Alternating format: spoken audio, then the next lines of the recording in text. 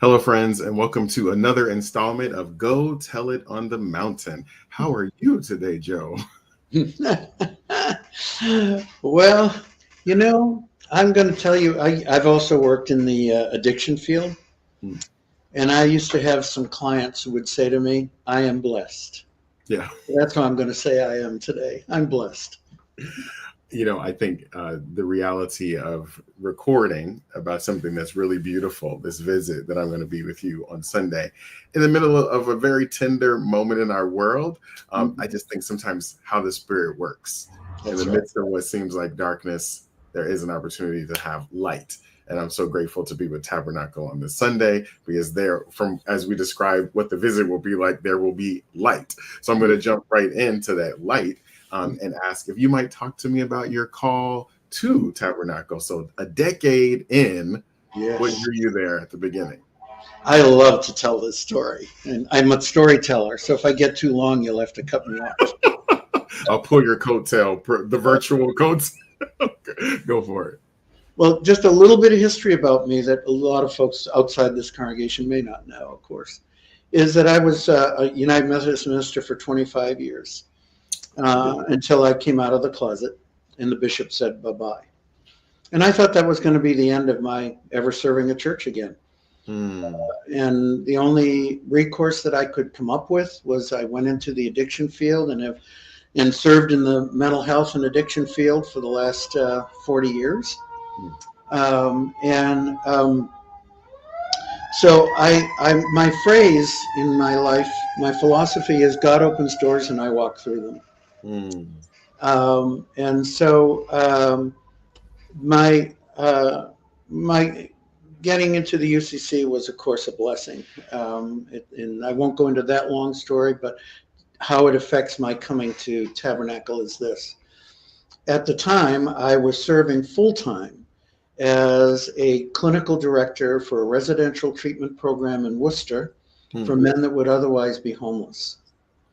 And I was serving part-time as the pastor of First Church of Brattleboro, Vermont. And so I was traveling 100 miles round trip from my full-time job because I lived in Fitzwilliam, New Hampshire, and 35 miles round trip to Brattleboro for 2 days a week as a pastor. And I said to my husband, there's got to be a part-time church closer to Worcester, so I'm not doing all this driving all the time.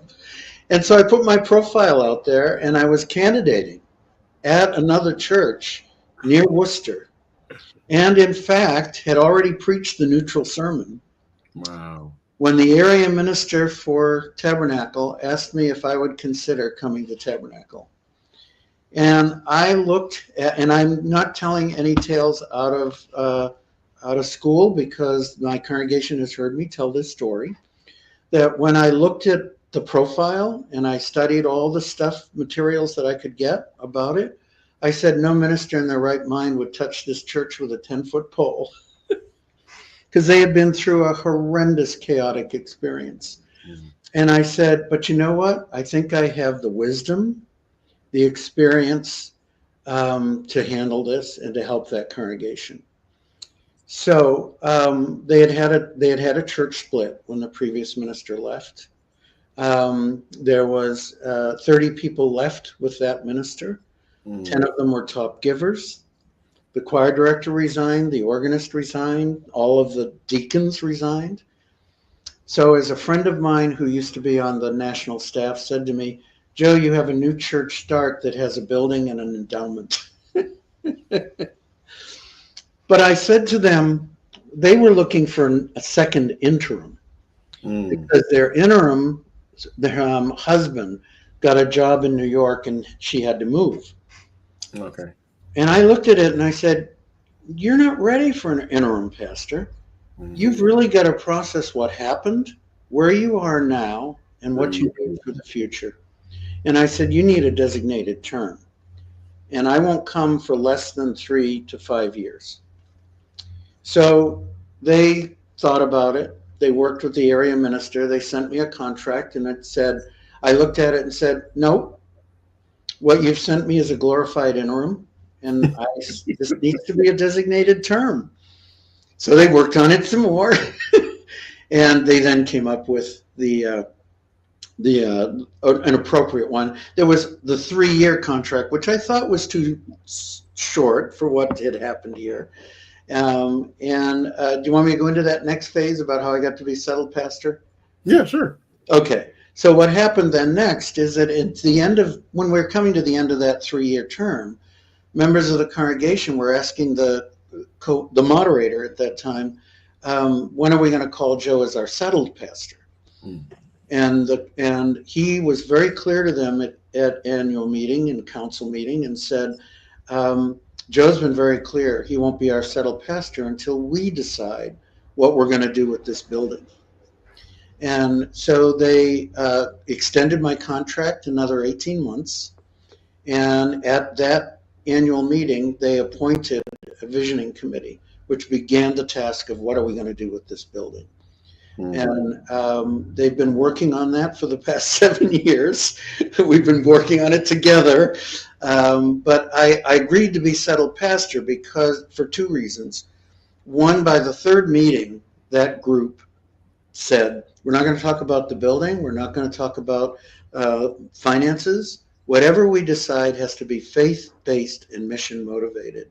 Wow. Yeah. And my response was, that's the kind of church I want to pastor. Yeah.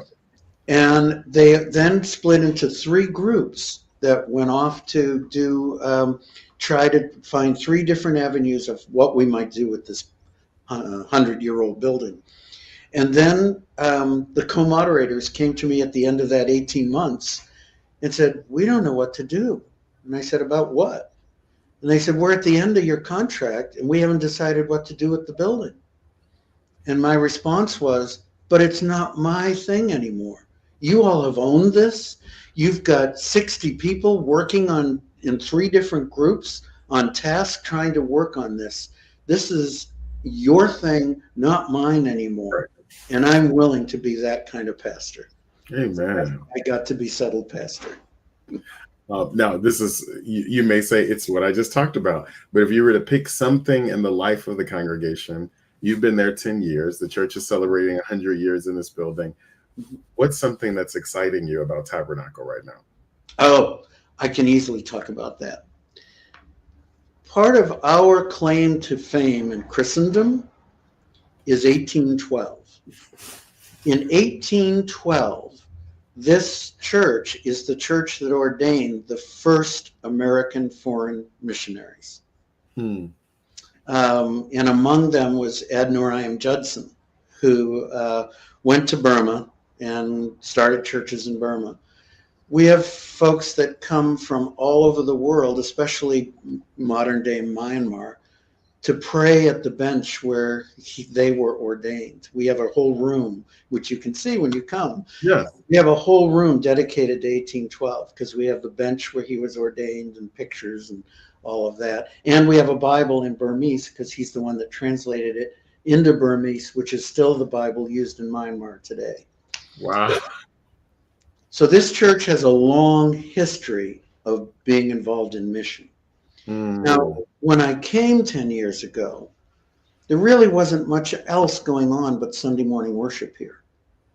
Today, we have an extremely active mission action group. Despite all the stuff we're doing about building and finances, this group works at raising funds. Like this past year, I think they gave out between $3,000 and $5,000 to other nonprofit groups in the Salem community that do good work.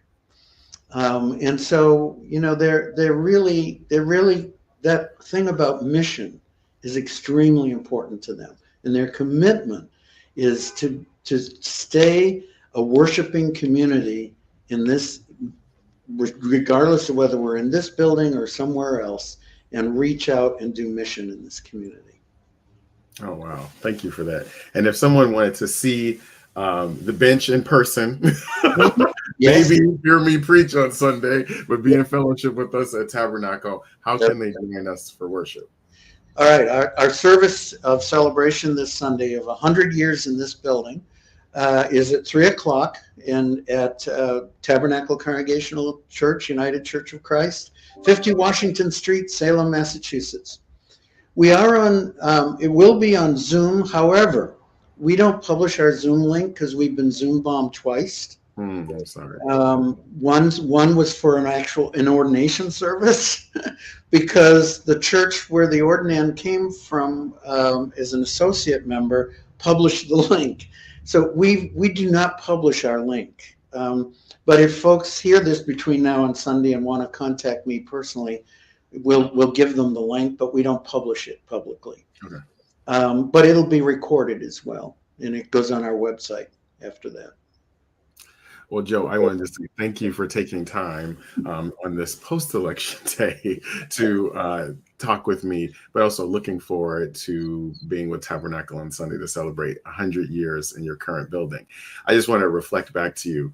In the Southern New England Conference, our hope is that we will find churches that are hope and light for such a time as this. And as I've heard you describe the wrestling of this congregation to figure out the most effective usage of this gift you were stewarded with this building, and deciding what is its life in this current time, I think is a model that many of our churches can look to as they also discern similar questions. So I just want to say thank you so much for your time, and I look forward to being with you on Sunday.